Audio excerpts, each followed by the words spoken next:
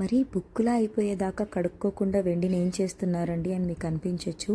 అయితే నేను Malabar gold and డైమండ్స్కి ఒకసారి ప్రమోషన్కి వెళ్ళినప్పుడు 2021లో నాకు వాళ్ళు ఒక ట్రిప్ అనేది చెప్పారనమాట. నేను వెండి ఎక్కువగా కొంటూ ఉంటాను కదా, సో మనం ఎప్పుడు కూడా పీతాంబరంతో కడిగినప్పుడు ఒక లేయర్ వాష్ ఆఫ్ అయిపోయినట్లు అనిపిస్తుంది. మీరు బిఫోర్ చూసారు కదండి పట్టీలు భరణి ఎలా ఉందనేది. అయితే కోల్గేట్ పౌడర్ ఉంటుంది కదండి, కొంచెం పౌడర్ అనేది మనం ఒక పేపర్ మీద వేసుకోవాలి, ఇంకొంచెం వాటర్ కలిపేసి ఇలా బౌల్లో వేసుకోవాలండి. మనం ఏవైతే కడగాలనుకుంటున్నామో దాన్ని ఈ వాటర్లో ముంచేసేయాలన్నమాట.